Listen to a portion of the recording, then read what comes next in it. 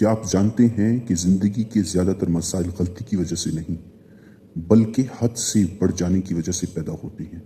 جو انسان انتہا پر چلتا ہے وہ جلد ٹوٹ جاتا ہے، جو اعتدال پر چلتا ہے وہ دیر تک مضبوط رہتا ہے۔ زندگی میں سکون چاہتے ہو تو جذبات نہیں، توازن کو سیکھو۔ غصہ، محبت، عبادت، محنت اگر سب حد سے بڑھ جائیں تو یہ نعمت نہیں ہوتے بلکہ بوجھ بن جاتے ہیں۔ انسان تب بگڑتا ہے جب وہ کسی ایک چیز میں خود کو کھو دیتا ہے۔ اعتدال کمزوری نہیں بلکہ ذہنی بلوغت کی علامت ہے۔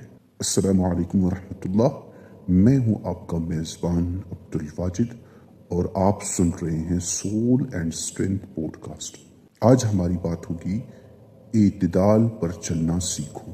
اعتدال کا مطلب یہ نہیں کہ انسان کمزور ہو جائے یا فیصلے نہ کرے، بلکہ اس کا اصل مفہوم یہ ہے کہ انسان ہر معاملے میں حد کے اندر رہے۔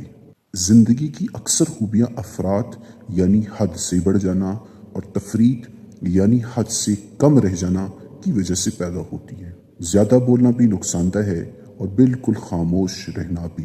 حد سے زیادہ سختی بھی بگاڑ پیدا کرتی ہے اور حد سے زیادہ نرمی بھی۔ اعتدال انسان کو وہ فکری توازن دیتا ہے جس سے وہ جذبات کے غلام بننے کے بجائے عقل کی رہنمائی میں فیصلے کرتا ہے۔ یہی توازن انسان کو ذہنی سکون، درست سمت اور پائیدار ترقی عطا کرتا ہے۔ نفسیات کے مطابق انسان کا دماغ انتہاؤں میں زیادہ دیر صحت مند نہیں رہ سکتا۔ یا تو وہ حد سے زیادہ خوف میں چلا جاتا ہے یا حد سے زیادہ خود اعتمادی میں۔ اعتدال ذہن کو درمیان میں رکھتا ہے، جہاں خوف احتیاط میں بدل جاتا ہے اور اعتماد غرور میں نہیں ڈالتا۔ متوازن سوچ رکھنے والا انسان نہ تو چھوٹی ناکامی پر ٹوٹتا ہے اور نہ ہی معمولی کامیابی پر خود کو سب کچھ سمجھنے لگتا ہے۔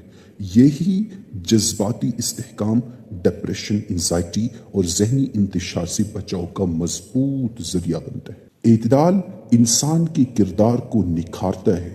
غصے میں اعتدال انسان کو ظالم بننے سے بچاتا ہے اور محبت میں اعتدال اسے اندھا ہونے سے روکتا ہے۔ خرچ میں اعتدال بخل اور فضول خرچی دونوں سے محفوظ رکھتا ہے۔